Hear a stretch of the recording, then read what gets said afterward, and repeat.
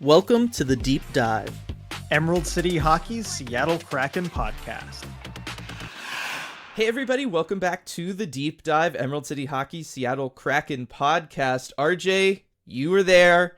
You heard from multiple players. You heard from Coach Dave Haxtell. You heard from General Manager Ron Francis during all the exit interviews after Season 3. We've got a lot of stuff to break down. We've got some spicy takes incoming. I mean, there's a lot to get into in this one. It's gonna be a pretty big podcast. Definitely. I've been looking forward to this one, of course, having done the exit interviews with the players, hearing from Haxtell, hearing from Francis. There's a lot of stuff to cover. And by the way, sorry, everyone, if the Twitter feed has felt a bit light lately with all that stuff going on. I think it's a case where very few of the individual quotes have been really groundbreaking or anything like that. And that's kind of stuff I'm usually looking to tweet out on something like that. But the bigger picture and what they all mean, I think, is a very interesting conversation that we will get into in full depth today, and really not the best type of thing for Instagram quote graphics or 280 characters to really express. So I've kind of been waiting on this episode, and I'm glad that everyone's here listening to it. Yeah, and I've been doing the same. I mean, it's been hard not to engage with some of the stuff, but like you said, they're complicated issues. they take a little bit of time to kind of get through and really talk about. So it's good that we've got this forum here today. And then, of course, we'd love to hear everybody's reactions to what we talk about and everybody else's opinions on this as well. I love seeing that stuff continue to happen. Of course, though, before we break into all that, RJ, we've got to thank Queen Anne Beer Hall for sponsoring this podcast like they do each and every week. RJ, we've talked about the April Burger of the Month. We've done all that kind of stuff. This is where I'm going to take a moment to say that the Seattle Mariners are in first place in the AL West, RJ, and there's no better place to watch the road games for the Mariners than Queen Anne Beer Hall, a place that does work with the Mariners. We know Mariners players, just like Kraken players, will go to the beer hall, hang out. Had the manager in there from time to time as well. So just wanted to say, look, Seattle Mariners, they're killing it right now. It's the Mariners. Who knows how long this will last, so everybody enjoy it while you can. And the best place to enjoy it is going to be at Queen Anne Beer Hall.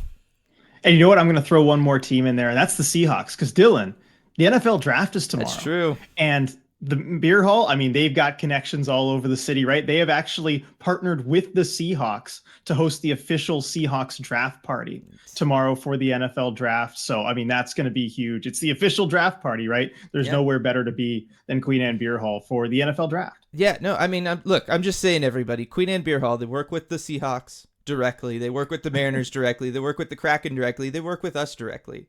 I mean, that tells you everything you need to know.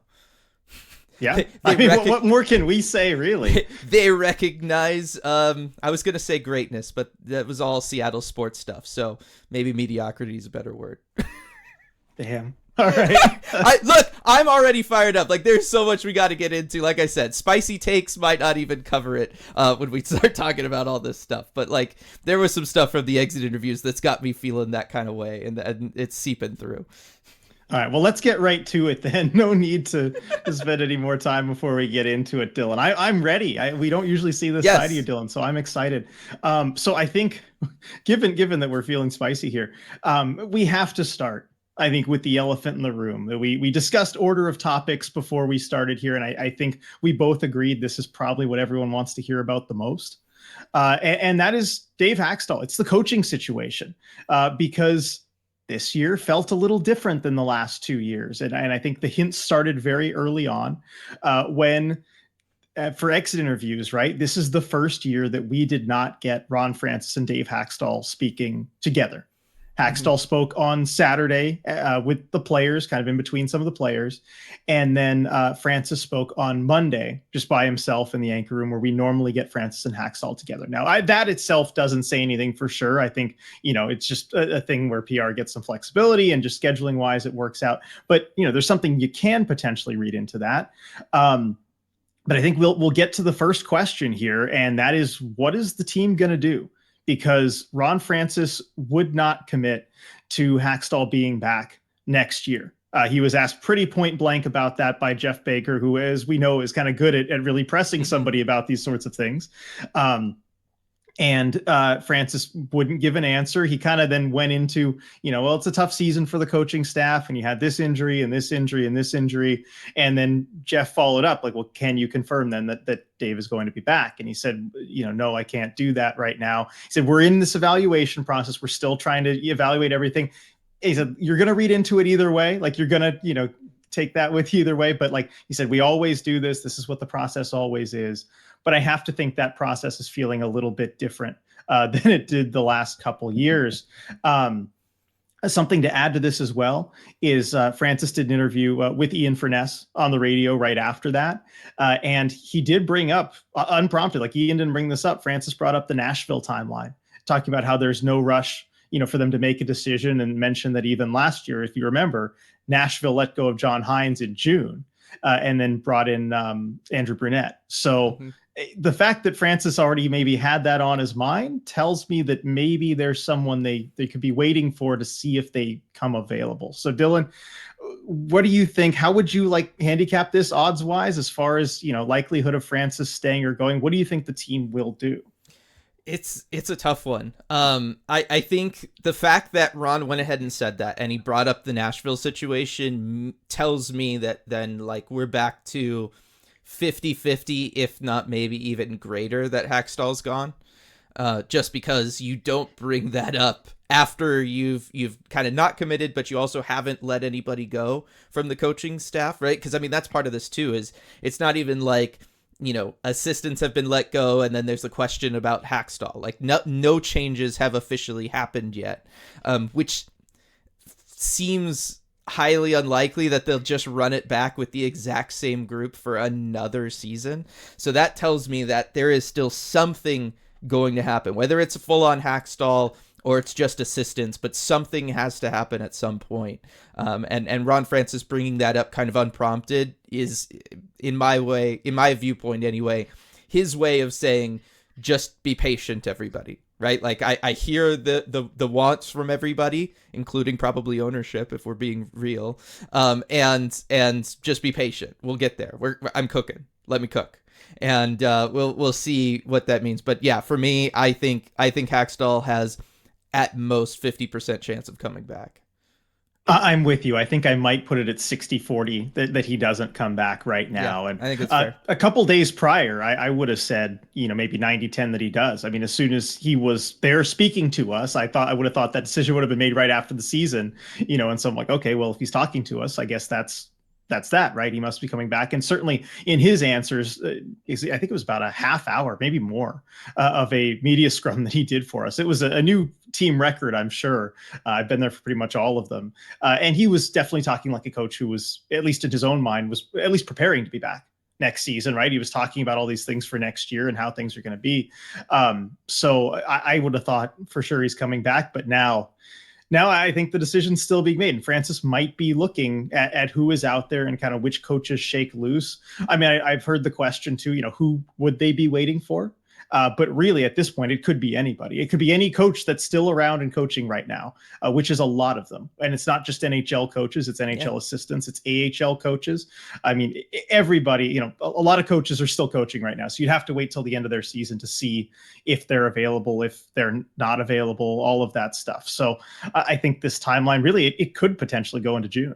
Yeah, it totally could, depending on, certainly if you're looking at a league that isn't the NHL, right? Because you have to assume most NHL coaches, if they make it to, say, the conference finals, probably aren't getting let go by their team. So you're maybe at that point not waiting on somebody like that. But we've thrown around names like Carl Taylor, Milwaukee Admirals coach, right? That's a team that could go pretty far in the AHL. And again, that team, if it wins, you would be interested in them as an NHL coach, and that could make sense for a timeline wise. So, I mean, hopefully they don't, and that means the Firebirds are winning. But, you get the idea. And so, I think that's going to be an interesting one too, is that, let's say, certain NHL teams, they get bounced and maybe coaching decisions get made there, but the Kraken don't make a move. That could then signal kind of more so where they are looking for a potential replacement for Hackstall if they decide to go in that direction, which, again, we think they probably are leaning in that direction. And it's hard not to after everything. And we've talked about this over the course of the whole season, but the inconsistencies for the Kraken this year don't speak well for the coaching staff, right? Like that, it's not good when you have multiple 8-game losing streaks in a season and you kind of go through those struggles when you underperform on expectations, even if expectations were too high. Like all of those things generally spell the end for a coaching staff. And then the lack of systems, the lack of ability to kind of figure out ways of scoring given your limitations and the problems that the team is having, and those kind of not really ever being addressed throughout the course of the season. I mean, these are all tend to be the hallmarks of a coach firing coming, and that's why it's a little surprising that they haven't done it already if they're going to, just because we look around the NHL, like other teams have. Buffalo's already hired a new guy. I mean, if you could call Lindy Ruff new for them, he's basically been there forever. But it's an interesting one for sure. Yeah, definitely. And I think we've kind of addressed this as much as we can as far as what is the team going to do? Because at the end of the day, we don't know. I think they probably haven't made a decision at this point. So we're just going to have to wait for that. But I think the more interesting question, and you kind of touched on your opinions about it a little bit, should Hackstall be kept or should he be let go? What do we think should happen? And so this is a very interesting question that I'll let you start on, Dylan, here. I mean, I don't think at any point prior to this, we have said for sure it's time to let the coach go. Yeah. Have we at any point? I know I haven't, but I'm letting you. No, we haven't. We haven't. And I haven't either, but I think I'm there now. And I can say that just because of those things that I mentioned. And the more that I thought back about the season and some of the discussions that we had, whether it's on this podcast or on post-game lives or even the live game commentary, and you just watch the team and you watch things like them on the power play never work it inside. And so especially late in the year, how much PK units could cheat to go up in the zone, and they were just leaving the bumper guy with so much time and space, right? Like the thing that every NHL player dreams of having, and the team just never seemed to recognize that, never seemed to get them the puck, never even made it feel like it was an option. Moments like that, things like that, or the lack of people going to the net front and it taking Shane Wright as the only guy to kind of consistently do that, or a Kaylor Yamamoto to be like the only guy to go to the net front instead of, just being like, guys, this is what you have to do, and transitioning to a style that's going to try to manufacture goals and try to be a little bit more physical. Kind of the passive nature of letting the season happen and the problems compound over the course of the year. That to me signals that there needs to be a change, because if you're going to be a head coach in a year in which there was higher expectations and you're failing to live up to those expectations, and yes, you had some guys get injured, but every team does, right? Like none of the excuses really play for the problems that plagued the Kraken this year. And for me, that just says that there needs to be a change somewhere higher up than just personnel on the team, because it's hard to change that anyway. I just think that the basic ideas, the lack of system, the lack of recognizing what's not working, the lack of recognizing what needs to happen for the team and then implementing it, those are just kind of cardinal sins of being a coach. And I feel like that's what happened this year, and therefore I don't think he should be back. Yeah, I'm going to agree with you on this. And it's difficult, right? Especially for, just kind of getting into it a little bit, like, someone like me who covers the team all the time and knowing he might still be back too. This is someone you have to deal with day to day. And I just want to say, like, he's a great person. You never want to see anybody like lose their job. And he's just been wonderful with us, like, since he's gotten here. But I think, really our job as media is to, it's for you, right, the listener, that we kind of give you our honest, authentic take, and I'm kind of at that point too. It doesn't make me happy to say it, but like for me personally, I was waiting for exit interviews because I wanted to hear kind of what the tone was from the players, what everybody had to say as they've kind of digested everything after this season. And for me, it was kind of a worst case scenario, and it seemed kind of damning hearing the answers from the players, or I guess lack of answers from the players, because it felt to me just like one of the long losing streaks of the season. Pick either of their 8-game losing streaks. It felt just like that hearing from the guys, where there wasn't a lot of energy, and also there weren't answers for why they weren't scoring. It was just kind of, well, we didn't have it, and it's really frustrating when you don't have it, and you can't really point to any one thing or anything that kind of went wrong. I don't know, if it's one thing if you know what you're supposed to do and you didn't execute. You say, yeah, we just have to be better at this. We have to get it done. But you know exactly what the goal is. And it felt kind of aimless from the players there. And that's, I didn't like hearing that. And I think at that point, you kind of know that maybe you need a new voice in the room. And the other issue that I had too, and by the way, like Vince Dunn was really the only guy to address the coaching thing and the room. And he said by no means was the dressing room lost. And we could talk a little bit more about, later in detail about what he said about kind of the player dynamics and everything. But he was clear. He said Hackstall, he never lost the room. And I think we've maintained to the end, he never lost the room. And I still agree. He hasn't lost the room. But I think the problem is a little bit different. I think a lot of times you'll see when a coach's message wears out and they kind of lose the room, the guys are tired of playing for him. Because a lot of coaches can be, very difficult on their players. They drive them hard. And at a certain point, that message wears out. I don't think that's the problem here. In fact, I think it's almost the opposite. I think the guys got a little bit too comfortable over the course of this season. Almost like, a really permissive parent, right? Where, the kid's like, yeah, no, they're great, but the homework doesn't get done. And I think that became the problem. And knowing that there really wasn't any threat of a regular player being scratched at any point. You have guys, Brandon Tanev, I think, is the guy we brought up the most, but just knowing that no matter how you play, you're going to stay in the lineup. And also that every time Hackstall sent a message about we need to be better, like, come on, guys, get it together, he immediately walked it back. Yeah. And I wonder if even the message was even sent privately at all. And, when you do that, you have to have the results that back it up. And they just didn't this year. And so I think that's kind of why I'm at that point. Yeah, and I think that's a very good point you make. I think you said that all really well, and I agree with it. It's, when you are the coach, you are the leader. You're the one making the decisions for how that team is going to go out and behave, right? Both kind of on and off the ice, and the mentality that the team's going to have. Yeah, captaincy and the leaders within the room are going to come in and factor into that. But at the end of the day, that is what coaches in hockey do. Is that they are helping to establish that culture. They're helping to implement that culture. They're helping to implement the way that team is going to play and the identity of that team. And, what was the identity of this team?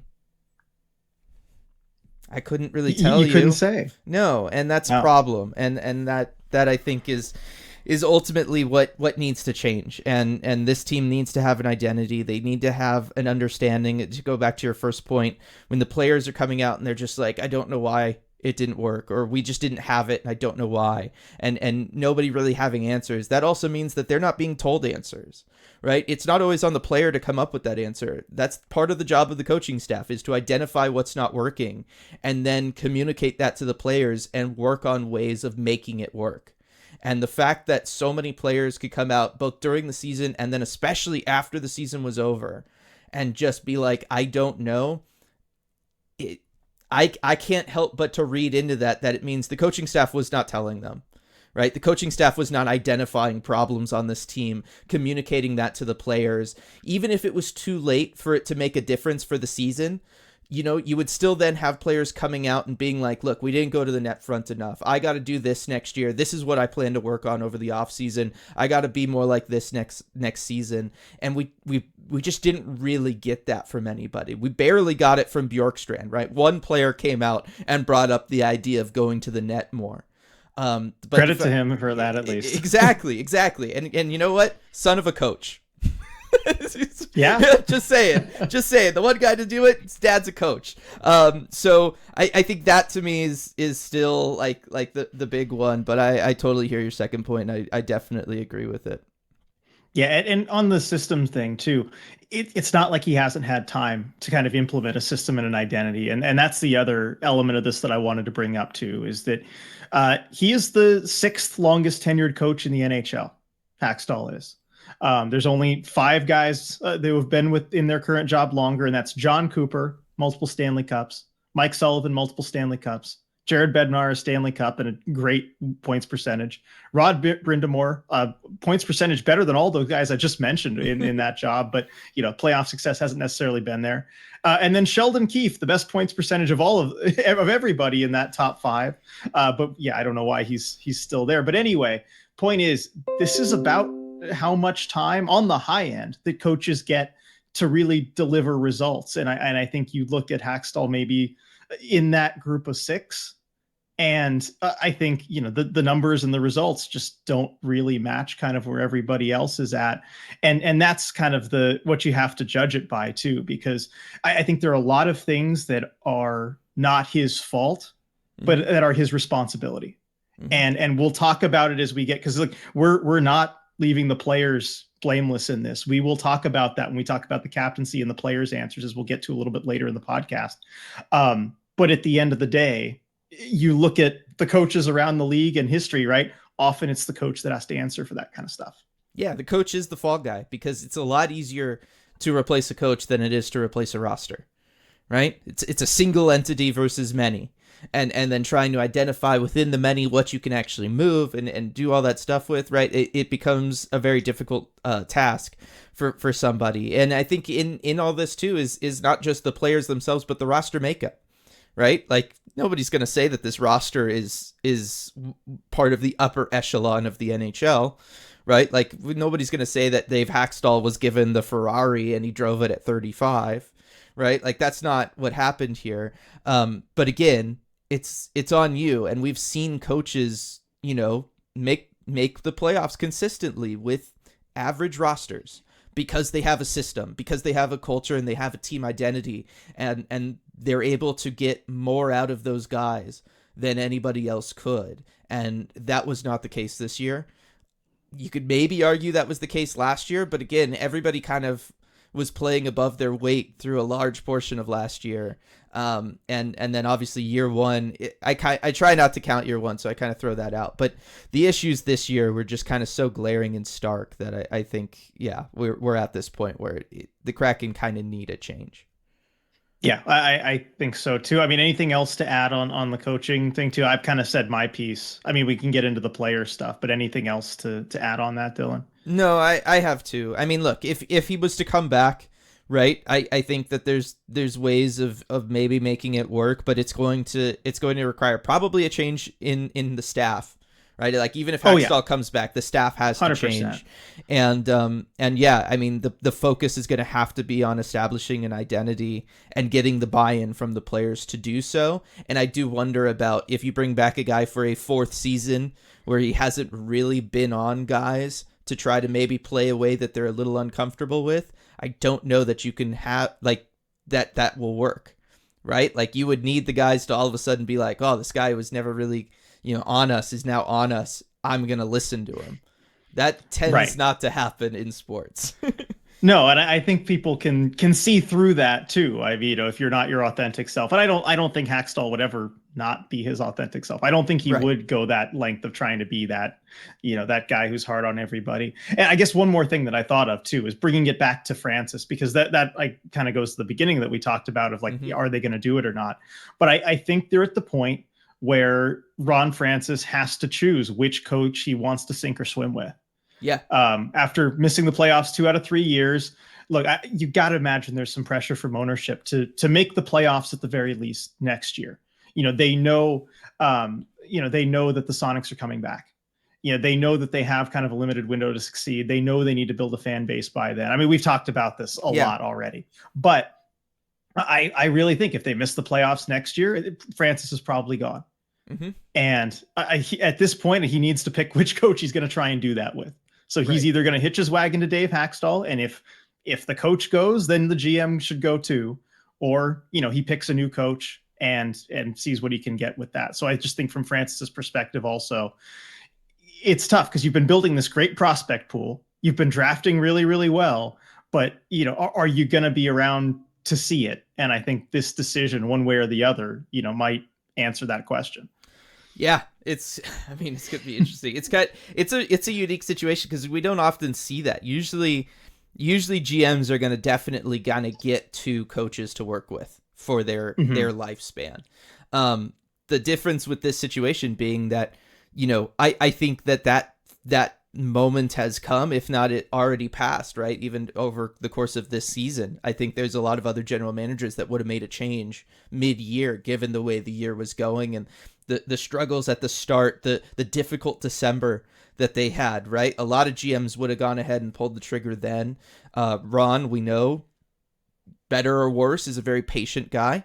He's going to wait for what he feels like is the absolute right time to do something.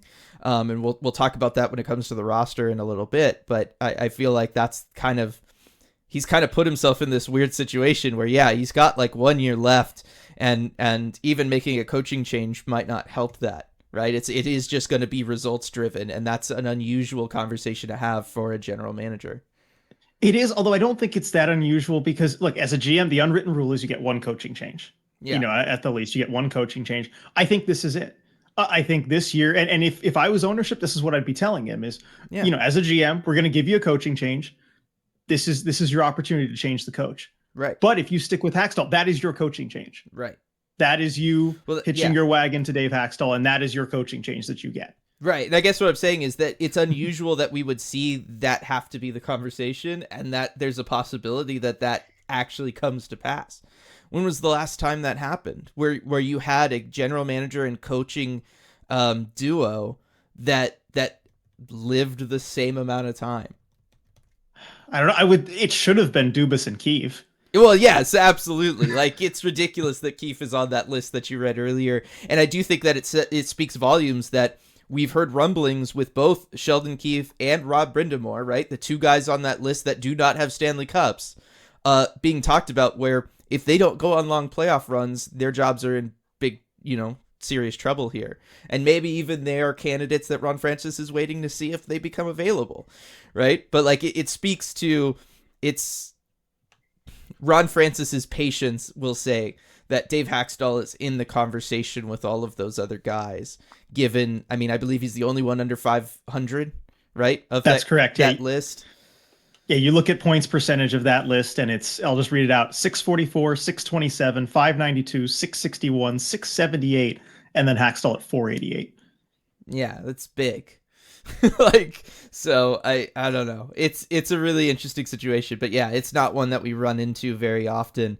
And if Ron Francis does decide to hitch his wagon to Dave Hackstall, and they want to kind of sink or swim together, good on him for having the loyalty and stuff. But that's I don't know. I don't want to say that's maybe then a lack of awareness of how this is done, but it would certainly be going his own way. I'll say that. It would, and in a way, I have to respect it. But at that point, it's certainly put up or shut up time. Yeah. Well, and it would go kind of against, I think, some of the stuff that we'll talk about later when it comes to him with the roster, where I feel like he has, probably to his own detriment, this idea of wanting to do what's best for the team long term, and kind of putting the franchise above himself. And I'm not going to go out there and just wildly sign free agents or make a disastrous trade that could blow up the future of this franchise just to try to save my job, right? Like, he very much operates that way as a general manager. And then I guess, yeah, he's keeping that when it comes to the coach, but that could be the thing that really does you in. And it's interesting. He's definitely a man of certain principles. That's for sure. And yeah, often the long-term interests of the franchise and your job security can be at odds, incentive wise. So we'll see how that all turns out. So, all right, we've covered the coaching situation. I think we've given a pretty, definitive take as far as what we think, will and should happen. But of course, it's not just coaching. There's so much more to this team as we look at the end of the season and why things didn't go the way that they were supposed to go. And so let's get into some of the players, and because we had exit interviews from a fair number of Kraken players on Saturday, and a lot of quotes from those. And I think, some bigger takeaways too about the dynamics in the room, what the players felt, were the problems, maybe not so much answers as far as the solutions, as we touched on a little bit. But I'll let you kind of start here, Dylan, because I know you had some strong takes about, the dynamic in the room, and certainly you don't feel that the players are blameless in all of this. And maybe I can start it off with the Vince Dunn quote, where he said that there were moments in this season where there was tension between the players. He said, but by no means was the dressing room lost. You can go around and ask everybody. Everybody's very friendly with each other and loves each other in the dressing room. But I'm sure you watched the video of Dunn speaking about this and kind of alluding to the tension in the room and, just seeing at times where players didn't respond the way they needed to. What did you take from the players' answers here, just generally? Yeah, I mean, he also, he said that there was the tension and it wasn't lost. You can go and ask anybody. Everyone's very friendly with each other and loves each other in the dressing room. And there's that quote, but also the other one that gets me is I think there's only so much a coach can say. If you want to point fingers around the room, it's easy to do with a coach, but ultimately it comes down to the guys in the room. We're the ones out there that need to do what it takes to win. And that one really got me. Because that's as close to a player calling out his teammates as you'll ever see, right? And he's including himself there, and I think that's for this year, it's fair that everybody kind of point that finger at themselves as well as anybody else. But that really made it sound like, yes, this was not as much at times a coaching issue when it comes to a motivation or effort or, willingness to do the things that you need to do to win in the NHL, as much as it was a team leadership thing. And I thought that quote spoke volumes from somebody in the room to kind of say that. I mean, when you don't hear guys say that often, right? That ultimately it comes down to us. We're the ones that needs to do what it takes to win, because that's an acknowledgement that we didn't do that, right? We did not put in the effort that it takes to win in this league. That's basically what he said. Yeah, and you know what? I think he actually wasn't the only one to say that too. The other one that got me was Yanni Gourde. He said, we knew we had much more to give this year than what we showed on the ice. I mean, that's basically saying the same thing too. We didn't give the effort that we needed to give. And Yanni especially too, he was before the last couple games of the season, he seemed really frustrated that they had to be going out there and playing meaningless games. Mm-hmm. He is not the kind of guy that likes playing in meaningless games. He wants to be playing Stanley Cup playoff hockey. And, I think he didn't really hold back, with the answers either. And he said too, individual, we all need to look at ourselves. Right. And see what it is that we need to do differently. Like, this is something that's, he didn't point fingers at anyone specifically, just like, look, I need to look at myself, but everybody else in this room also needs to look at themselves and see what they need to do better. Yeah. And so those two things, those two quotes say a lot to me. And what that says is that, the coaching staff maybe wasn't always there to motivate them, but at times that's not necessarily the coaching staff's job, right? Like I said, the coaching staff is there to establish a culture and establish a system and establish an identity, but like it is on team leadership to get then the most out of those guys, right? It's that peer-to-peer, brothers in arms, whatever you want to call it, that comes into play. And we had talked about, and we had kind of maybe danced around the issue, without totally getting into the effort issue, right? And then towards the later part of the year, we did start calling it out more directly.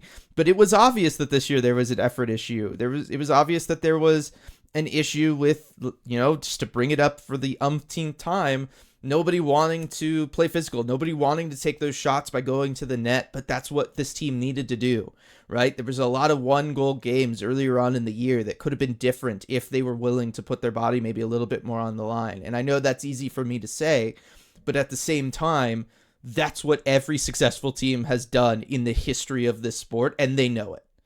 Right? Yanni Gourde knows that. I mean, winning 2 Stanley Cups and putting your body through that, he knows what it takes. Vince Dunn winning a Stanley Cup, he knows exactly what it takes. Right. And so I think it's no coincidence that they were the two guys to kind of come out and say that and identify that the effort level was maybe not where it needed to be. And then this makes me think about the leadership group of the team. This is a team that, it doesn't have a captain, but it's got, 5 alternates? It's got 5 guys with letters on their sweaters that could have stepped up and tried to do this, including these guys, right? I mean, Yanni's got a name sometimes. Vince Dunn doesn't, but, he could have, like, at any point, somebody could have gotten up. And I've talked about this over the course of the year. Where is the player that's going to make themselves the leader? Where's the player that's going to earn the captaincy? Because seasons like this, multiple 8-game losing streaks, the person who stands up and calls everybody out and gets everybody pissed off or whatever that needs to happen for that to turn around, it just never materialized. And that to me tells me that there isn't one of those guys in the room. And then it makes sense maybe why they've had such a hard time settling on a captain and settling on a definitive leadership structure for this team. And I don't think that this is one of those problems that if they were to elect a captain, and I know Ron Francis talked about this offseason, if it's one of these guys, I don't know that that will actually change anything. Because the bottom line is, if you are a true captain, if you're a true leader of men, you would have stepped up whether you had a C on your chest or not. You don't wait for the C and the okay to go out there and then start calling out guys and start trying to lead by example and start trying to work with guys so that they play a little harder or they learn how to play net front or whatever, right? You don't wait for that because you want to win. And the best way to win is to just go out there and make those changes and lead those guys. And so I have questions about whether or not, some of the stuff talked about is really going to, how much of this can change over the course of 1 year, especially when you're going to add maybe 2 people to this locker room, one of which is going to be Shane Wright at 20 years old. So I don't know. Yeah. It's going to be interesting. Yeah, I mean, and we talked about it a little bit with Hackstall, right? Just the idea of him just suddenly becoming a taskmaster to try and save his job, right? It's not authentic. People see right through that. And it's the same thing in the locker room dynamic. And so, by the way, I mean, we should mention as far as the captaincy, Hackstall said that is something they're going to look into in the summer. Francis said, again, they're going to look into that in the summer and he would be involved in any kind of decision like that as well. So it is something that's on the table that they're looking at. And I think, given that there is a pretty clear leadership failure in that room and that guys didn't hear the right message. I mean, even from Francis, he said, this quote really stood out to me during his exit interview, right? He said the message kind of going into this season was, don't think this is going to be easy next year because it's going to be hard. Mm-hmm. But what he said about that, he said, I think in some regards they heard that, but I don't know if they necessarily believed it. Yeah, that's pretty damning from the GM as far as, the players being on the right page and absorbing the messages. But as far as the leadership situation, I share your concerns. I don't know that there's anybody in this room that it's going to work to give the C and fix things. Look, slapping a C on someone's chest is not going to change who they are. It's not going to change the type of person they are. It's not going to change their leadership style. And even if they try and make it change, as we discussed, it's just not authentic. People will see through it. And so I wonder what the C can even do to anybody in that room. And so I've gone around and just tried to think, okay, what's the best case scenario there? Who could you make the captain and make it work? And maybe who should you avoid? And for me, there's only one guy who I could see it potentially working for, and that's Jared McCann. Because what the C can do, it's not going to change how anybody is, but what it can do is empower somebody. Mm-hmm. It can give them the approval of, the coaching staff, the GM, basically let all the players know the organization is behind you when you say something to the guys or when you maybe are tough on them and say, guys, we need to shape up. And Jared McCann, we know he hates to lose. More than anybody on the team, he hates to lose. After losses, I would go into that room. Everybody else would have cleared out, and McCann was just there in his locker, just head down, trying to figure out what the hell went on. You know what I mean? And it's possible. Again, I'm not saying that McCann feels this way. I don't know how he feels personally. I can't know that. But I'm saying it's possible that maybe he's thinking, I'd like to kind of lay into these guys and let them know they need to be playing better than this. I'm frustrated. I'm pissed off that we are losing these games and we're not playing the way that we can. But I don't feel it's my place to stand up and say something here. They've got other guys that are older that have, maybe a little more respect in the room and just that have A's on their chest. And it's not my spot to go and do that. Mm-hmm. And if he does feel that way, then giving him the C, I think, could make a big difference. And then that would empower him to stand up and say something and kind of try and whip the guys into shape. We forget how young Jared McCann is. He's not one of the older guys in this room. And I think that could potentially work. But I wonder, I don't know if he feels that way. I think it would require him wanting to step up and take on that role. And maybe that's something that he could have mentioned in exit interviews, with Francis and with Hackstall or something. But I think that's the only guy where it has a chance. Yes. Is Jared McCann. And he has to be wanting to do that and step up. And I wouldn't blame him for not, because if you're, still a younger guy, you maybe don't want to. It's a hard job to do. And you're not going to earn the favor of some teammates having to be the one that tells everybody that, we're going to have to work harder. We're going to have to get in shape. You kind of have to be the villain a little bit. So I think he's the one guy who has a chance at that. You were trying to get a word in, Dylan. What do you think? No, I want to let you finish for sure. And he has there's other things that make it work, right? He's led the team in scoring, right? Like every year of existence, right? Like he is putting in the work, right? He has a record that if anybody was to question him, he can just point to the facts and just be like, look, I'm showing up. I'm doing my thing. Yep. I'm leading this team where it matters, right? Production-wise, in a lot of ways, each and every season that we're playing. So, he's got that to back him up. Here's the one thing. I would love to see him take on that leadership. I think we've seen him do that, right? Him and Ty Karche being the only two guys willing to ever stand up for teammates this year and fight somebody and go out there and do that, right? Those actions speak volumes. And I think so far as from a leadership standpoint, Jared McCann has been a man of actions, but not words. Again, it's impossible to know without being in there, but just based on how he interacts with the media and stuff, that's very much the way he comes across. And I do wonder how much of that goes back to his days in Vancouver and the very beginning of his season, of his career, and being in that environment. And, again, we don't really know what went on there, but some of the stuff that people have talked about makes it sound like maybe he did try to assert himself in a locker room that already had a very clear leadership structure, and it didn't go well for him. And I wonder, that would make a big impact on you if you were trying to maybe step up in certain ways and you were told not to when you were first in the NHL. I could see you carrying then that mentality forward. Now, this is a very different situation, and I would hope that, yes, by doing something like that, by giving him the seat, Ron Francis, Dave Haxtell, or the new coach, or whoever it is, could go to him, and even, to be honest, the other A's in the room, right? A Jordan Eberle, a veteran like him, and Adam Larson, a Yanni Gourde, Jaden Schwartz, could go to him and say, like, look, no, this is your team. Like, you can do this. We will support you. We will listen, when you say to do something, and also to help, empower him in that way. But it's going to take some of that, especially on a team like this, right? Where you have so many kind of guys who are used to being cooks in the kitchen. I mean, it's such a mess. And I don't know. I think that it's possible from him, but he would have to really, really kind of get vocal in a way that he has not been vocal. And I don't know. Without knowing him better and without knowing the dynamics in the room, it's hard for me to say really if it would work or not. Right. We can't know. I mean, one thing I will say, though, as far as a direction not to go, and maybe the wrong type of thing to do, because the other name I've heard mentioned, and this guy's basically been the de facto captain the last season, right, is Jordan Eberle. Yeah. And I was the first one on the if you're going to name a captain, name Eberle train, right? Yeah. And so, it kind of pains me to say this, but I think that would be the absolute wrong direction to go, because McCann, again, generally kind of a younger guy and hadn't really had that leadership in the past. But Jordan Eberle, it's the opposite. Like, nobody had more respect in that room than Jordan Eberle. I mean, having some of the guys, the Canadians, like, idolized him growing up for that World Juniors performance and everything. And so the captain, the C on the chest, does absolutely nothing for Jordan Eberle. It provides him, I think, zero additional respect, because he already had all the respect in the world in that locker room. And this past season has been evidence that, look, he already had all the respect. Guys listen when he talks, and he, it's not on him, but like, everything happened last season that happened, and he kind of allowed it to take place. Right.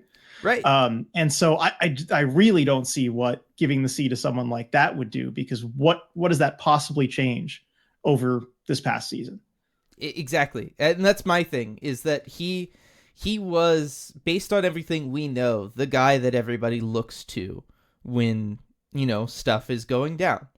And if we're saying that there was an issue with this year and nobody was helping to rectify it, and there was no definitive voice in the locker room or whatever, and he was really the guy I was thinking of when I said, if you didn't step up this year, why would having the C change you? Right. And he, I think, is kind of the poster child for that.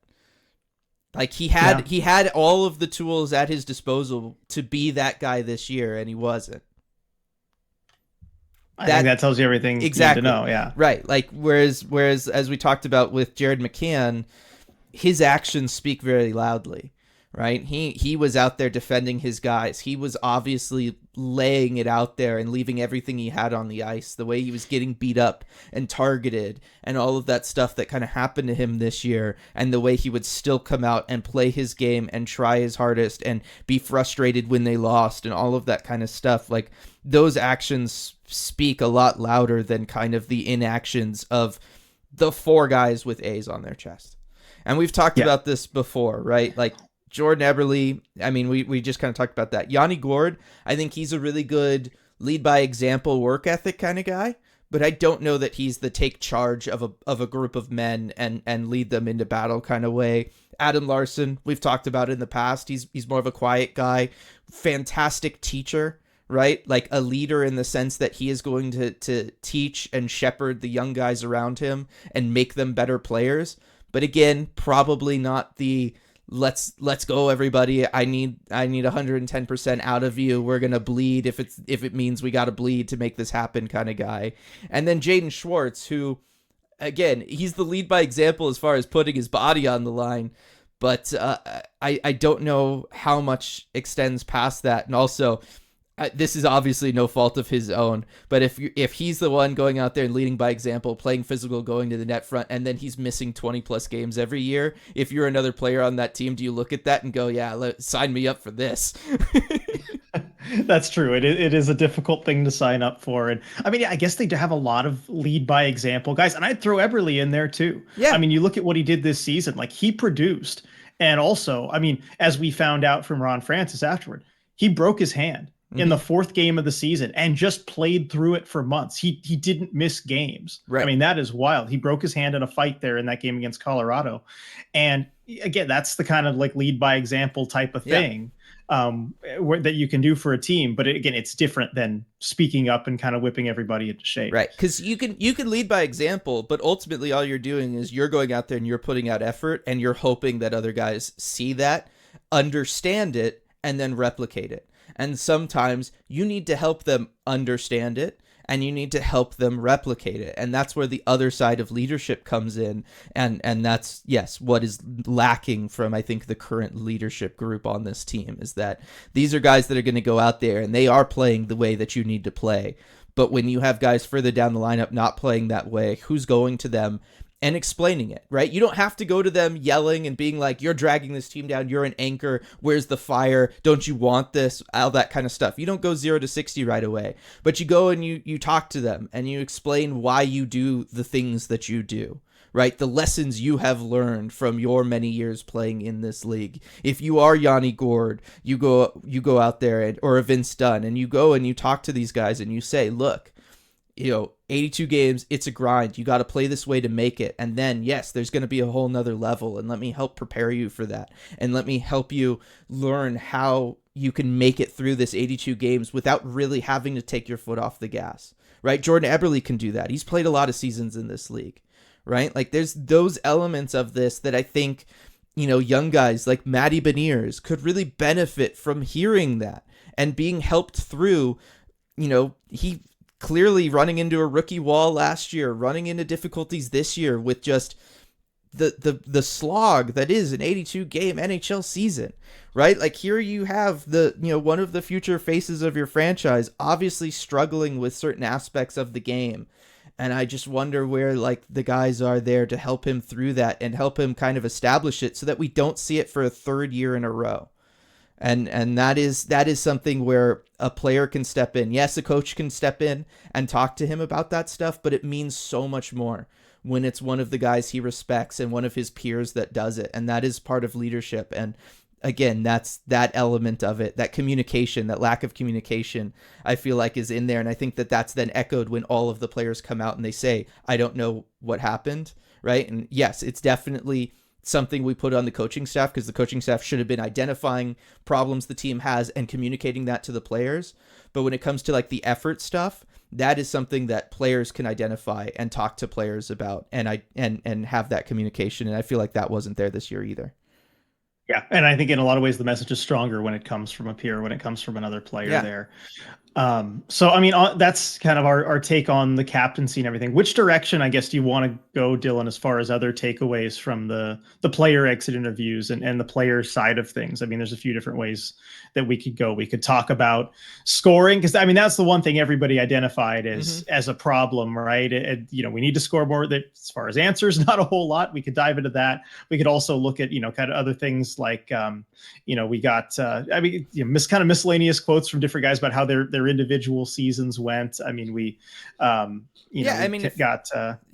I had already brought up the Bjorkstrand thing, but like it's kind of mind blowing to me that one of the key problems for this team that was pretty easy to identify just watching them was a lack of going to the slot, lack of going net front, lack of going to those areas on the ice and trying to manufacture goals as a team that was struggling to score. And the fact that you only had one guy come out and speak about that is a little concerning, because it shows then that wasn't an idea that was really being passed around the room.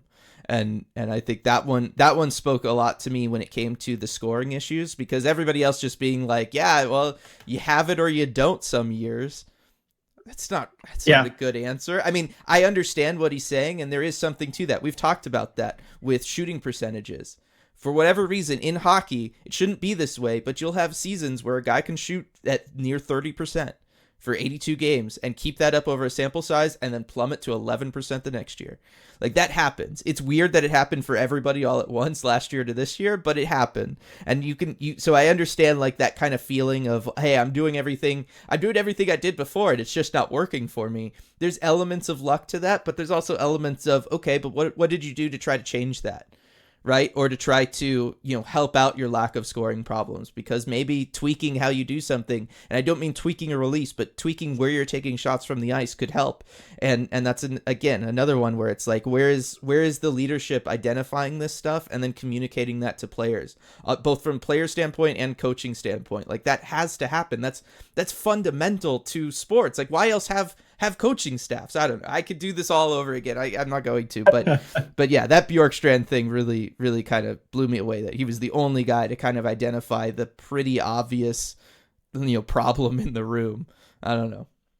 Yeah, I mean, again, everybody identified lack of scoring, but when you look at just the answers from it, I mean, like Yanni Gourde, everybody was struggling offensively. We could feel it, we could sense it. Jaden Schwartz talked about how there's, not really one thing you can point a finger at. We, just couldn't score. It was all kind of very generic answers on that, and that's one of the things where I kind of really lost confidence hearing that from so many different players, that they didn't know exactly, they didn't have ideas, I guess, as far as why that was the case. And a few of them mentioned too, it's kind of a contagious thing. When a few guys aren't scoring, then more guys don't score, and you all kind of get in that mindset. But again, that's on maybe a leadership thing to break them out of that mindset, to not kind of be thinking that way. So, I mean, yeah, Bjorkstrand was the only one to mention going to that. When he did, my ears just perked up, and I was like, oh, yes, somebody, because I was waiting for that. I was specifically waiting for just something like that, somebody at all to mention that. I guess the other guy was, I mean, I don't want to give him full credit for it, because it was Matty Beniers, and he didn't say go into the net, for he said, going to the right places of the ice. But that's because I asked him a question that it involved, I think I had said, is it, as far as improving the offense for next year, is it, I gave him a few options, but like, is going to the right places of the ice? He said, it's definitely that. It's going to the right places, as opposed to like, varying his shot and other things. So, I mean, at least he kind of has that in mind a little bit. Yeah. But there just really wasn't enough of that, I think, from the players. Yeah. But otherwise, I mean, what else stood out for you from the players stuff? Yeah, I mean, I guess. No, I mean, there were, that was the general theme, right? And that's what reason, like I said, why the Twitter feed was a little bit light, is because it was all that sort of stuff where they were grasping for answers and trying to figure out what went wrong. I think Vince Dunn, if you're going to just watch one of those, go back and watch the video, it's him. Yeah. He had some really interesting things to say. Like, I mean, he came off as a leader, right? Because he did. Like here's one of the things, right? It's okay to acknowledge when you make a mistake. It's okay to acknowledge when things don't go the right way, or when you have a season like this, right? Like, that's fine. They happen. And this applies to everybody at any job or really any walk of life, right? It's good to understand that your performance was lacking in something, right? But then the way to handle that is to identify what wasn't working and then identify ways of being better, right? When you fail a test in school, you don't just go, I don't understand why I failed this test, right? I mean, maybe some people do, but like I always took that and then I would go to a teacher and I would be like, okay, what did I miss here? Or I'm really struggling with this concept. Clearly this test showed I'm struggling with that concept. How do I get better? Right? And I feel like that's what the problem is in all of this I don't know, and the lack of identifying the problem, because you need to identify the problem if you're ever going to get better with it. And that's what's ultimately bothering me. And I felt like Vince Dunn was the one guy to go around and address all of the problems, and even in some cases suggest solutions. And to me, that is like the ultimate form of kind of situational awareness and in some cases leadership for this, because if you're going to lead, you need to understand the problems. You need to understand what's going on so that you can address it, right? And you're going to do your best, and maybe it won't always be the best way to address it, but you're going to at least try. And I thought Vince Dunn doing that, he came across so strong to me in his press conference, and I saw a different side of Vince Dunn there from that press conference, and I was very, very, very impressed by him. Yeah, I was too, and being there in person, I think we all were impressed there, and too, just the level of accountability that he was trying to take too. I mean, he said even though being out of the lineup, right, where that's not his fault. It's not his fault that Pospisil goes and hurts his neck and that he's out of the lineup, right? But he said how much it sucked just not being able to help them. And he said, I take a lot of accountability for that, knowing I'm a big piece of this team, even though it's not his fault. You can tell that's bothering him, right? And he feels somewhat responsible. And that's the kind of mindset that you want a player to have, even if that part is not his fault at all. So, and then also providing a bit of the lighter side of things too. I mean, we got to talk about there's been a lot of doom and gloom here, but we can talk about his quote about Riker Evans, right? He said he's an interesting cat in the dressing room. We're still trying to figure him out. Hopefully, we get a few more moments away from the rink to try and see what more I can get out of him. He seems, it's just the way he's talking about it. You got to go watch the video for it to really land. He's like, he seems pretty introverted. He's super, super organized. He's very, very respectful, very good kid, works hard, but so providing a little bit of the laughs as well. Yeah. Just everything from Vince Dunn. Go back and watch that.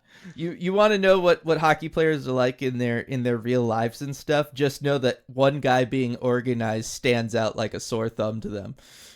That should tell you everything you need to know about how professional athletes operate. Yeah, definitely. I mean, look, he's known as Blade Boy, right? Because he has all the different blades on his skates and everything. He does seem very organized. Yep. Oh, it's funny though. Yeah, I mean, I guess other things too, like Andre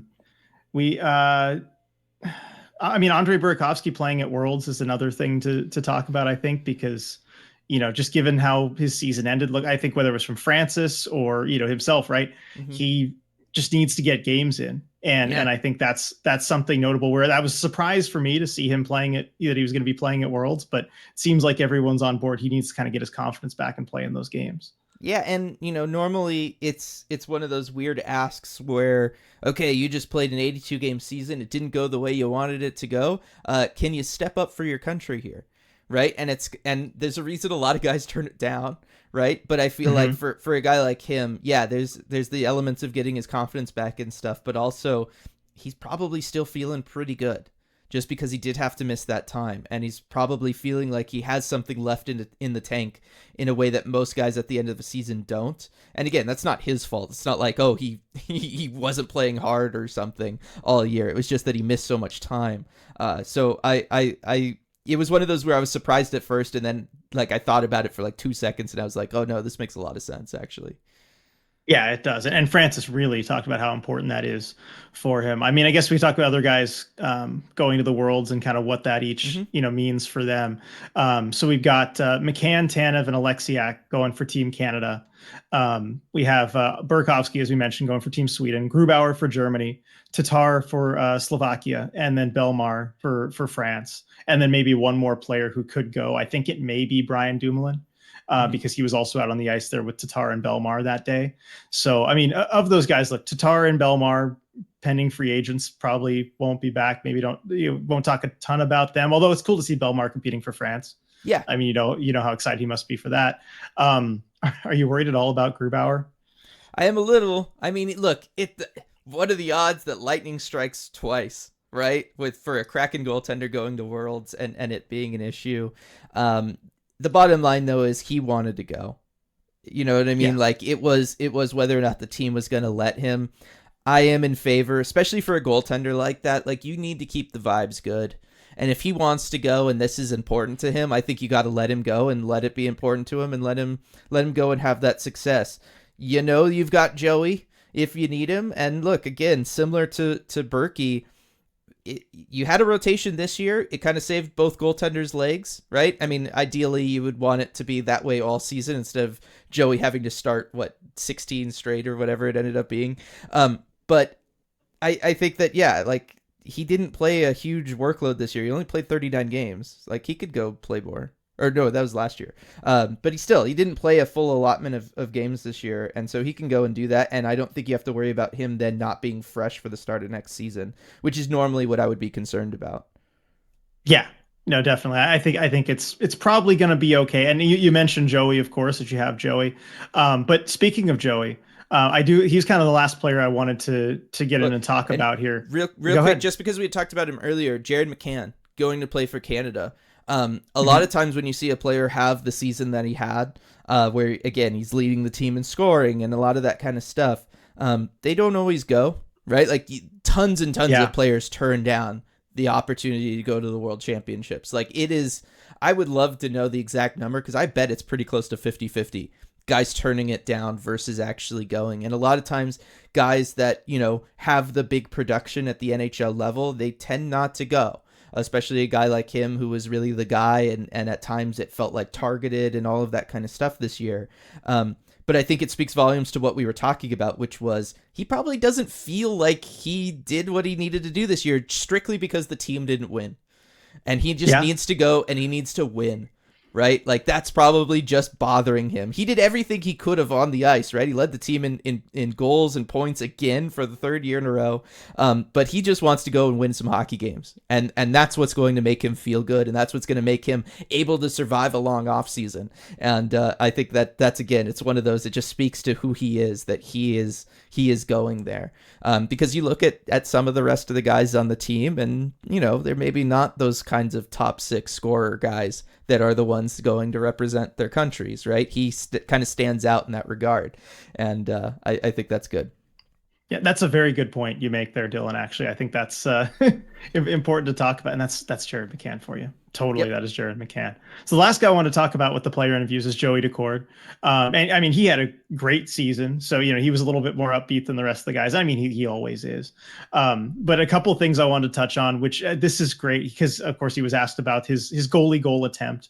And I'm telling you, he's going to go for it. He said, I'll get one eventually. He said, you know, we'll see if we can get a few more shots next year, get some reps in, but like he's going to continue to go for it, which is just another great sign. And he's not shy about saying it too, which is great. I feel like a lot of goalies, even if they were going to go for that sort of thing, they wouldn't just openly say it to the media as much as Joey has, but it adds some fun for us. Then the second thing though, he won the fan favorite award this year, you know, as we talked about on the podcast last week. And I don't know if there was a fan favorite award last year in Coachella Valley, but if there was, he would have won it pretty handily, I think. Yes. And so I asked him also, like, I was curious, you know, I asked him, like, why do you think you've been able to connect with these two fan bases, 2 consecutive years, just connect with the fans like that? And he thought about it. He said, you know, I don't like know why for sure. It's kind of a tough position for a player to be in. Like, yeah, why do people like you so much? But still, like you tell there's a clear connection there between him and the fans. And he said, you know, maybe it's because I have to kind of grind and work so hard. And then I appreciate it so much. Like, not that other guys don't appreciate, but like I always have a smile on my face. I'm just trying to make the fans know that I'm really grateful for them and I appreciate it because that's like why we do it. And he said he takes it really seriously, the honor of representing Seattle, and that it means a lot to him. And I mean, it's stuff, you know, we've all we know, you know, from him, we can see it in how he reacts and how he talks to the media. But it was kind of cool to see him just think through that and be like, yeah, I guess like I take this seriously as like an honor just to be here, and I appreciate it. So I'm trying to kind of end on, you know, on a more positive note with the players a little bit if I can. No, and I think you are, and I think it's always nice to hear that from Joey. That because as much as he means to all of us, we mean as much to him, right? Like that's basically what he's always saying, and I think that that's really cool to have a guy who is such a fan favorite basically say that, yeah, it means so much to know that everybody's behind me, and that helps give me the confidence to play the way I've been playing. And I think that it's just really nice to hear, because you don't always hear that from people, especially goaltenders, right? To hear that how much the Joey chants mean to him and stuff, because that's something that fans can do. That's one of the few ways that fans can feel like they make a difference to the on ice product, right? And I think that, I know he's probably not doing it for this reason, but by giving the fans that kind of agency almost in how the team can play, or how a guy like him could play at a very important position, that I think is a really cool thing. And I think that it means a lot to fans, even if you don't think about it. Just hearing something like that, it just does so much for the relationship between the fans and the players. And that's something that also, all teams and all fan bases could use, but I feel like this one could really use that after a year like this. Yeah, especially so for the Kraken, for sure. All right, so shall we move on to kind of Ron Francis and his takeaways? So we spoke with Ron Francis on Monday, and it was just him, not Hackstall with him, as we mentioned earlier. So a lot more questions kind of directed at his perspective and what he sees, and maybe the strategy for the offseason. And I think there were some interesting takeaways. So GMs, I'll start off by saying this. GMs are masters at saying a lot without saying anything at all. There's a certain type of GM speak that you're going to hear from anybody in that position of the league. And I think Ron Francis is especially skilled at that. He is very good. But if you know where to look, I think you can kind of follow the breadcrumbs and maybe get some hints as far as what a guy is planning for next year. And so I have my notes here with a lot of the quotes from the Francis presser. And so I'll start with, as far as the obvious issues with the team, of course, they didn't meet expectations. And what he started off with, look, he sees the difficulty scoring. And of course, how could you not? He said, the big difference this year is we couldn't score like we did last season. He said, defensively, we were solid. We just have to find a way to score more goals. And then on shooting percentage, because he brought this up, I was going to ask him specifically about shooting percentage, but he mentioned it himself. He talked about how they were second in the league in shooting percentage last season, and then this year they were bottom 5 in the league. And he said, we expect some of that to come back, but we can't just sit back and count on that. Mm-hmm. So, I mean, that's kind of his mindset, right? And I was curious what he thought. Can you count on that to regress to the mean? Or do you feel like there's something you have to do to address that? And I think it's probably the latter. Also, I mean, he likes the defense and the goaltending. He had very good things to say about that element this year. He said that part of the game we feel comfortable with and confident in. Now we have to go fix the forward group and make some tweaks to get the scoring back to where it needs to be. So that tells me, because we know he has cap space to bring in a difference maker somewhere. And we've kind of thrown around the idea of it maybe being a defenseman. I think he's probably going to target the forward group from the way he talked about it. If something falls into his lap as far as the decor, maybe, but he seemed really comfortable with the 6 guys they have under contract for next year. Yeah, and he largely should. I mean, there was only a few times this year that we had kind of been like, okay, there's maybe some focus issues on the back end and it's leading to goals, or they're kind of leaving the goaltender out to dry in some games. But largely it wasn't what we thought it was maybe going to be at the beginning of the year or over last offseason, because that's when we were really talking about, like, okay, do they need somebody on the back end? This season made it pretty clear that you need either a point per game, just super dynamic offensive mind and player out there, or you need guys that are going to help you through the more difficult time scoring by manufacturing goals, by going to the front of the net, by grinding out situations against big defensemen in a way that this roster didn't really have. And so, yeah, I'm unsurprised to hear him kind of identify the obvious problem. Yeah. So, I mean, that's the start. That's a good start, right? But of course, there's a problem. And then what are you going to do to try and fix that problem? And that is the big question for this offseason. And Francis has set everything up where they have the cap space. They have the assets. They are in position to swing for the fences this offseason. And the question is, will he do it? And, is he willing to make that leap? And he hinted that he is. I mean, personally, I'll believe it when I see it, but he hinted that he is. So he got a question. Are you at a point now where you think, at least philosophically, you're a little more comfortable potentially dipping into a pipeline or dipping into the draft capital to try and improve the big club. And he said, I think we're certainly at that point. And on the draft picks, he said, I'm not sitting here saying we're going to trade them all. I'm not saying we're going to draft them all, but we're certainly going to look to use some of the draft capital. And he said, similar to what we did with Bjorkstrand. So, I mean, that's kind of more of a, middle range there as opposed to swinging for a big player. But also later on, he said, we'll look at every angle. The beauty is we have the cap space. We have a lot of prospects. There's some we don't want to give up, but there's some we may have to in order to bring in the player that we need to bring in. So it sounds like, at least on the surface, he's willing to kind of wheel and deal and make those big moves that he needs to make. I mean, that's as much as you can ask for from him as far as a hint there. He's not going to give up any specifics.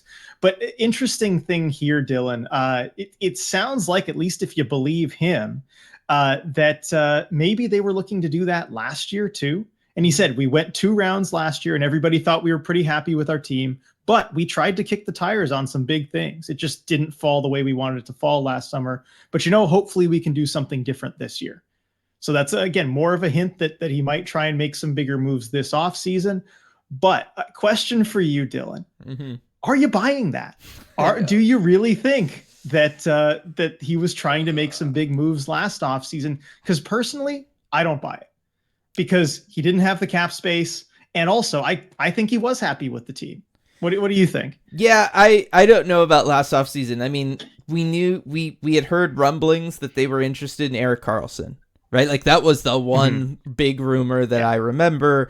I don't think it made sense for them. They couldn't really absorb as much of the cap hit. I don't think they were in the same position to give up draft picks and stuff that they're in this year. So yeah, I don't know. I kind of took the comments about last season as like an explanation or an excuse for why this year kind of then didn't pan out. Well, it was like, well, I mean, we did try some stuff last year that would have, last offseason, that maybe would have helped this, but you know how it goes. It just doesn't always happen. And then you end up in this situation. It felt more like that to me than oh, I really tried. I kind of changed my stripes and I went out there and I tried to make a big deal happen and it just didn't happen for me because he's just not that guy. He's never been that guy ever. Yeah. And I don't know that he's really going to be now, but I at least like the fact that he's willing to say stuff like, yeah, draft capital's on the table. Prospects are on the table, right? Because I've talked about this in the past recently here, which is that's where the Kraken are at. Vast majority of this team is in go mode now. And if you want to save your job or if you want to help build the fan base or all that stuff, yeah, having, more second round picks this year that the team is going to use well and they're going to find good players with, but they're not going to help your team for 3 to 4 years. I don't know that helps you because, Sonic's probably going to be back by then, right? Like, it doesn't matter. You need to up the fan base now. You need to give them something to be excited for. You need to get wins on the board, and having draft capital this draft doesn't really do that for you. If you use them as draft picks. So, I'm excited to hear him talk like that, but I'm firmly in the same camp as you. I will believe it when I see it. He's saying the right things, but just past actions and past performance, past patterns of behavior do not tell me that big move is on the horizon. Yeah, exactly. Like I'll believe it when I see it. Because also, I mean, you go back to his time in Carolina, and he never really made that big move or got aggressive. So just at no point in his history as a GM at all has he done the kind of thing that might be necessary this offseason. So, we'll see if he ends up doing it. And look, I don't want to get too negative on Francis here. Like, so don't read too much into what I'm about to say, because I'm not saying it to be negative. Ooh. I'm not saying it to be negative. I promise. Like, because I think he's done a perfectly acceptable job. But it kind of baffles me that he thinks that, like, when you talk about, like, we tried last year and it didn't work, or even around the expansion draft where he was saying, like, I was trying to make side deals, but no one would deal with me. Yeah. It baffles me that he thinks that reflects well on him, or that's a good excuse, I guess. Like, I was willing to make moves. I promise. Just like everybody hated me specifically so much, they wouldn't talk to me. Like, that doesn't look good. Or, we're scared that they wouldn't talk to me because I might do to them what Vegas did. Like, that doesn't look good on you if they're not doing business with you just because it's you, right? Or because it's your team. So anyway, I don't know what he's really trying to accomplish by saying that, or if he thinks people are going to buy that or think that looks good. That's just my little take there. I'm not trying to be too negative. I just I don't know. I feel like I kind of seeing through that. But at least, the indications, and I think he had another quote later where he said something about, hopefully this can be a big off season. And that's good. Where is it? That's our plan, to have a big off season and try and address those issues. So, little breadcrumbs, little hints, but I don't know, Dylan, if we had to, cause that's what people want to know is this going to happen? Do we believe that it's going to happen? Right. I think if you had to, to kind of wager on it and say, what level of thing does he do? Does he kind of try and take a big swing at a really big name? And I know we've looked and we've said there's very few people available, but does he kind of make someone kind of appear out of thin air, or maybe the Leafs flame out, Mitch Marner's available, who knows? You don't know. I tried out a few different things as we talked on the Armchair GM stream the other day. Do you think he manages to do something like that? Do you think he pulls it off? Or do you think we see maybe another Bjorkstrand type deal? Yeah, I don't know. I think we're going to see another Bjorkstrand type deal, and we're going to see some more free agent signings a la Andre Burakovsky. Right? That is realistic. I think certainly from a free agent standpoint, right? There's 3 big time free agent forwards realistically that we're talking about here, right? Stamkos, if he decides to leave Tampa, which is a huge if, and then you'd also have to win him over coming here at the age of 35. You could come and win a Stanley Cup in Seattle. I don't know that you can do that. There's Sam Reinhart, who we've said is the guy to kind of avoid this year, because you're going to have to pay based on this one weird fluky season. And it just does not make sense to pay a contract like that. And then there's Jake Gensel, who it sounded like was close to maybe signing an extension in Carolina, but then that kind of got put on hold. We'll see how they do in the postseason. But let's say he hits free agency. It's very possible he is the one guy out there. If Stammer decides to re-sign and Florida's the only team that is hey, Sam Reinhart, this season is repeatable if you're here in this group and kind of sheltered behind Barkov and all of that stuff. It's possible Jake Gensel would be the one guy out in free agency, in which case are the Kraken realistically so wonderful that you could be in there and compete, because everybody's going to be offering him a ton of money. You can't outbid anybody there. You're going to have to sell him on what you're doing, and I don't know that the Kraken are realistically in a position to do that after this year. That is really ultimately the harm of this season. It's way worse than a first-round playoff exit or even being in it as long as, say, St. Louis was, where you go the final weekend and you're in it, right? That would mean a lot to a player. They really are just on the cusp, and I can maybe make that difference. So I think free agency is just out for all of those reasons. You're not getting a true difference maker, dynamic guy in free agency. It just isn't happening this year. But trades, I agree. Trades, it has to come. It's got to come from a trade, right? And I feel like that's where he's more comfortable too. I'm with you. It's ridiculous that he keeps saying these things, and I don't go so far as it's kind of embarrassing on him. I think that it's a level of honesty that's good, and I think a lot of other general managers would be afraid to be that honest. But I do think that there are also excuses. I think it was an excuse at the expansion draft. It's an excuse for last year and the way the team performed this year. And that's a problem, is that you don't want general managers making excuses. And the fact that they come off as excuses, to me, that's what I have a larger problem with. But, I feel like he is the kind of guy who can identify stuff better from a trade perspective. And he's somebody who can utilize, the analytics staff that he has, the pro level scouting staff that he has, and potentially find stuff there. So I'm a little bit more hopeful trade wise, but yeah, realistically, who's open to trading a superstar right now? Nobody. Yeah, I mean, there's a reason those guys don't usually get traded. And also it's a different level of, I think it's a different level of negotiation too. I mean, there are teams it feels like they're always in it, whether it's Colorado, Carolina, and it takes a lot to actually get that deal done. That's the other thing I wanted to mention too, is it's one thing to say you're going to do it and say that you're in the conversation or even be in the conversation. Right. It's a whole other thing to actually get that deal done. Right. And you see the GMs that are able to do it and the GMs that aren't able to do it. And, I look at Doug Wilson, with the Sharks, growing up, I saw he was one of the GMs who was able to do it. Mm-hmm. And you look back at some of the trades that he made and immediately afterward, people are like, how did he get that done? How'd they let him get away with that? You know what I mean? And Vegas, you look at Vegas, whether it's McPhee or McCrimmon, right? They're able to get that done. And people ask, like, how did Vegas come out and like Noah Hannafin? Right. How'd they get that deal done when other teams were talking, like, with what assets, with what cap space, right? Mm-hmm. It's just a different level of closing, I guess, to be able to get a deal like that. I'm not saying Ron Francis isn't capable of it.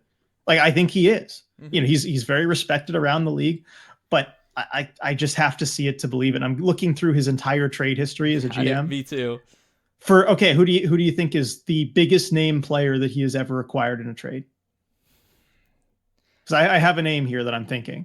Well, I mean, give me yours, because like Bjorkstrand's pretty high up. I think it's Bjorkstrand. I know. I think it's Bjorkstrand. Right? I think with Carolina, it's probably Teuvo Teravainen.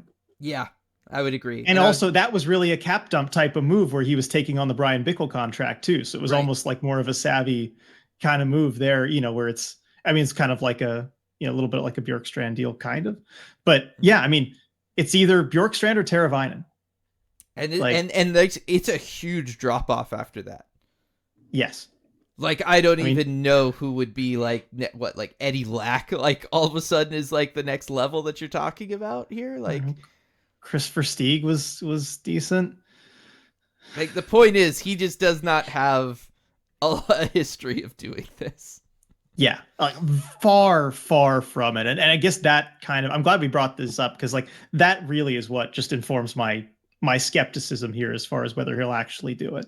Yeah, it's there's not a lot to work on. And you mentioned like how these trades get done and stuff, and it's going to take answering the phone or when the other side answers the phone and they're going to say, we want Riker Evans, or we want Shane Wright. Mm-hmm.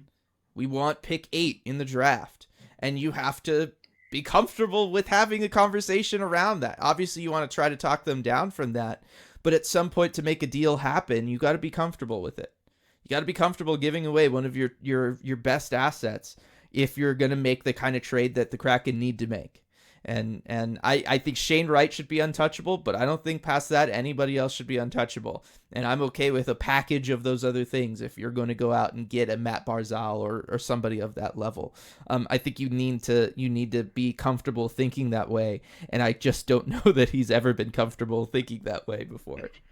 Yeah, I don't know that that's how he looks at his roster, right, and sees that many guys as potentially on the table. And yeah, in order to bring in a player like that, you might have to be. I mean, I discussed it on the Armchair GM stream for the patrons too, as we were trying to make these trades work for guys like a Matt Barzal, for I mean, people have been talking like Brady Tkachuk if he was available, for a Mitch Marner, right?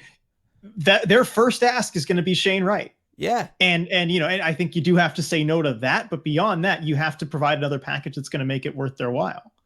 You counter with Matty Beniers. Like I'm dead serious.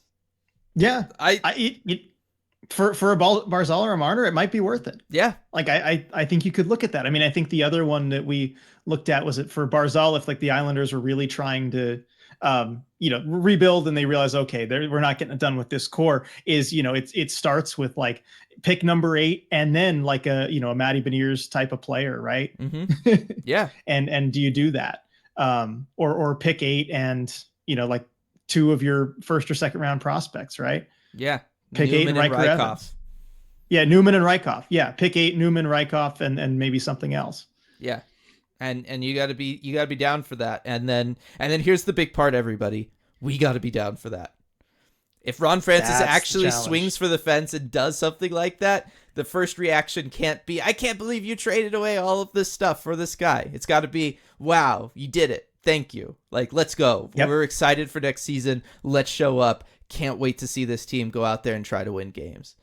Because that will speak volumes, right? If it's the one time the guy goes out there and makes the big trade and everybody's just, pounding him for like, you traded away this guy that I'm super excited for, blah, blah, blah, blah, blah. And you I can't root for this team anymore. How could you betray me like this? They'll never do it again. Ever, ever, ever. Yep. Yeah. And ownership won't sign off on it, because that's the other thing. Like, any deal of this magnitude, ownership's got to be okay with it. Now, I think ownership will do whatever. If Ron is like, look, I really believe in this, ownership's going to sign off on it. But if people aren't there to back it up, then that's going to be something that ownership will file away for the next time any GM they have will go to make a move like that. So that it's difficult, it's tough, but that is the role that the fan base can play when something like this happens. Is you've got to be down for the big blockbuster, even though it hurts when it happens.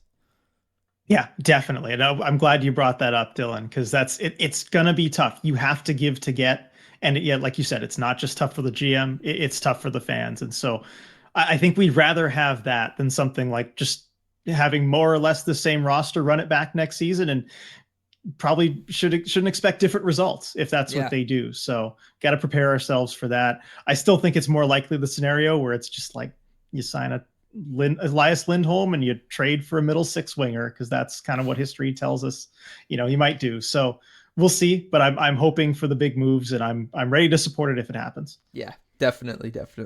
It'll be interesting. It'll be interesting to see if he can do it.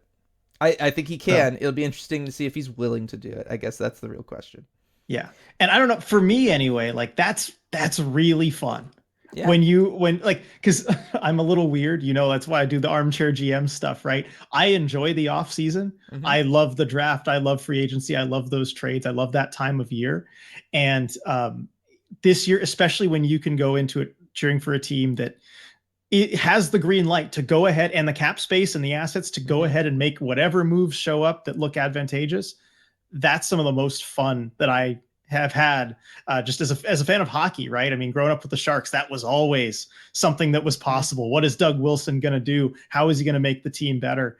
And I think Kraken fans are in for that kind of excitement potentially this offseason. So enjoy it. We could certainly hope. One of the other things, was there any talk on the restricted free agents? I know with the unrestricted guys, we've kind of felt like for a while, Tatar, Belmar, Justin Schultz not coming back. But any talk from Ron Francis or even the players involved, say Matty Beniers, Eli Tolvanen, even Yamamoto, about the how negotiations and what that kind of future contract might end up looking like, or a timeline or anything for that? Yeah, good question there. So Francis was asked about all the free agents, the RFAs and the UFAs. On the RFAs, particularly Beniers and Tolvanen, because those are the big ones. Yeah. He said he hasn't really started negotiations with them yet. He's going to reach out to their agents in the next few days, and so that's kind of the timeline for it, and that'll get started.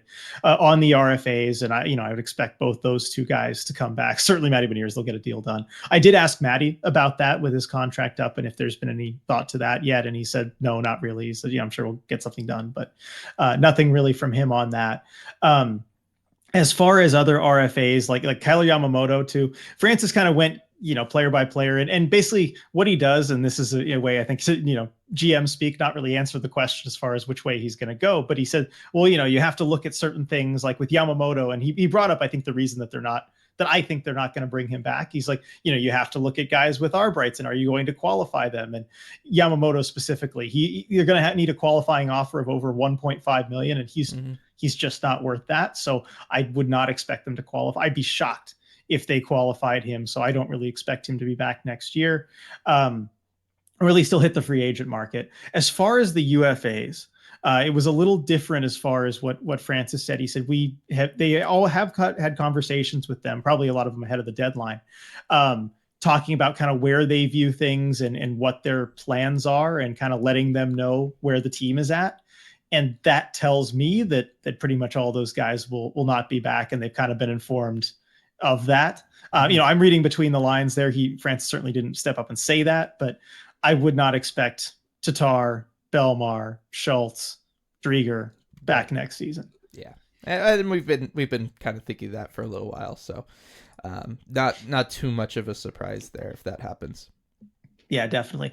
And then I think if I can just cover kind of some miscellaneous things from Francis that he mentioned in that presser also. I mean, on Matty Beniers, he said he has no concerns whatsoever about Matty Beniers long term, and he's not worried about how this season went.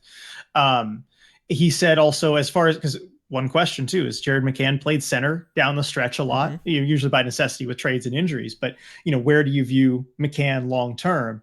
And he said in an ideal world we'll find a spot on the wing for McCann. So I think it's safe to think of him as a winger going forward. And he mentioned just due to injuries, due to other things, it became a necessity. But I don't think they see him as a center long term. And it's funny, McCann also was asked about, what'd you take away from playing center toward the end of the season, and his first response was, "Well, center's hard." That's what I take away from it. It's really hard, and he's not wrong. It's a very difficult position to play. Also, on Shane Wright, and I really liked Francis's answer on Shane Wright. I don't know if you saw it yet, but he said, I don't think there's any reason why he couldn't make our team coming out of camp. But he mentioned, and it sounded just like you in the podcast last week. I'm like, is this Dylan talking? He said it's not going to go smooth for him for 82 games. There's going to be stretches where he's going to struggle, and we need to be there to support him and help him through and feel those tough times. And that's exactly what you were talking about, where he's going to hit that wall at some point, but you can't be afraid of that. Right. You're going to have to just be there for him and support him through that, because you know it's coming. And so it's good to see that, Francis at least is on board with that line of thinking. Yeah, no, I think that's really important to have management on board with it. And then, that will trickle down to whoever is the coach is going to understand that and understand that is the mandate from higher up. And there's going to be times where he's going to struggle and he's going to make rookie mistakes, and you need to leave him in the lineup. Right, because that's a big deal, and for the players, and this goes back to what I was talking about earlier, right? Like, we've seen this from Matty. It's okay to help somebody out who's going through that, right? Like, there's a lot of guys in this room who've played a lot of full seasons in the NHL.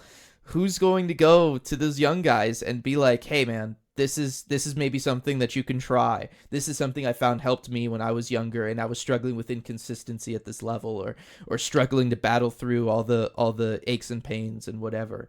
And I would love for that to already have been the case and stuff, but I think that it is important. And like I said, given the fact that we've seen it from Matty 2 years in a row, I really don't want to see that kind of repeated with Shane. I don't know that we will, just because Shane plays such a different style. Like, Shane's issue is going to be the health and he's going to take a beating going to the net. And he's a bigger kid than Matty, so it won't be as much of a problem. But that, to me, is the thing to be a little bit more concerned about, is just there's going to be times where his body is really not going to want to do what he is going to need it to do. and how does he get through that mentally? And, everybody's got to figure that out for themselves.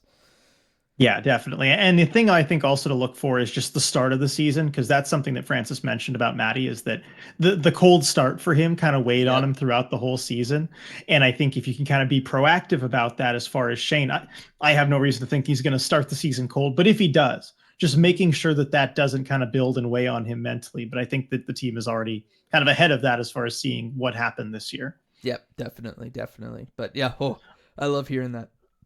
Yeah, definitely. So I kind of wanted to close it on that. I didn't have anything else as far as quotes from Francis, but you're looking for, the biggest reason for optimism next year, I think, is Shane Wright coming up and being a full-time player. And I think they have the right mindset there with him. And so that's kind of why I closed it on that for the Francis quotes. Yeah, no, I think that's a good place to close it. I don't know if there's anything else you had. There was some news that just kind of came through. I'm just trying to get the names again. Because the Kraken did sign Rykov, Andre Loshko, and Caden Hamill, and assign them to Coachella Valley. So that did come through while we were recording. Yeah, I hadn't seen that there. Yep, there it is.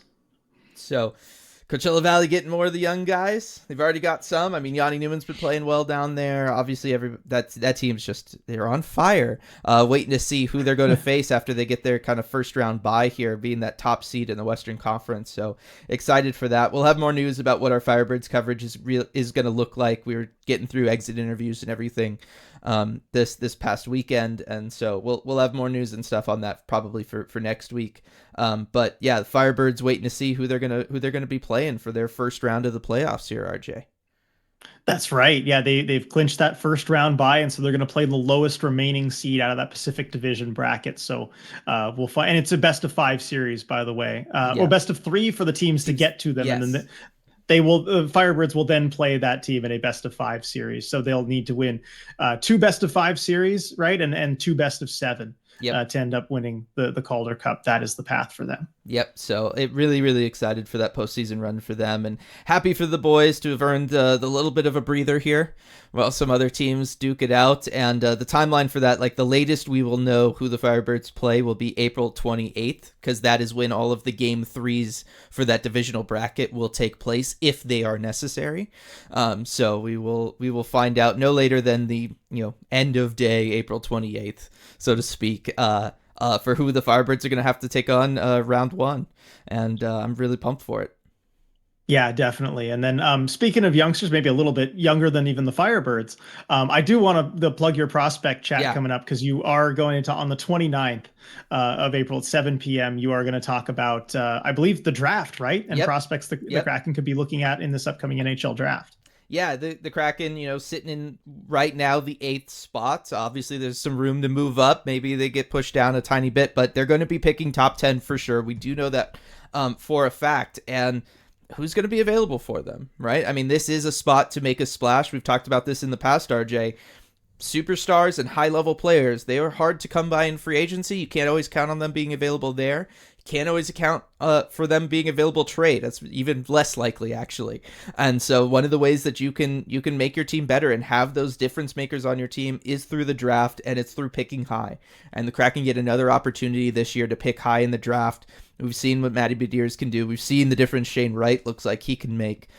So who can the Kraken kind of target to maybe make that same difference for them in the near-ish future? And we're going to be looking at that for the first time on this prospect chat coming up next Monday. Yeah, it's going to be fun. And that's part of lots of great bonus content that we have over at Patreon, patreon.com/Emerald City Hockey. And it's going to be continuing right through the off season, through the summer. We're going to be watching some playoff games next month with everybody, doing some live commentaries and everything. So still a lot of great content for your armchair GM streams also, as the Kraken make maybe some of the moves, some of the big moves that Francis has been hinting. So lots of stuff still over there. We're not going anywhere. Yep. And then last thing, RJ, here, one of the other things that happened while we were talking, David Quinn, head coach of the Sharks, fired, let go. Option for the Kraken? Please no. No, definitely not. I mean, yeah, if you're trying to bottom out and get the first pick, as the Sharks did, like he did his job. He did do his job. That is for he got them to the bottom of the league. So if the Kraken are looking for something like that, absolutely. I think he's a great option. I don't think that's what they should be trying to accomplish right now. I don't think it's what they want to be trying to accomplish either. So I don't think we have to worry too much about that. But I wanted to get it in. Another shout out to Queen Anne Beer Hall. Check out their official Seattle Seahawks draft watch party tomorrow night for the first round of the NFL draft. That should be a lot of fun. And check out, them in general. Go to either of their two awesome locations. Watch Seattle sports from there because it's a lot of fun. Definitely recommend it. And then we will see everybody next time.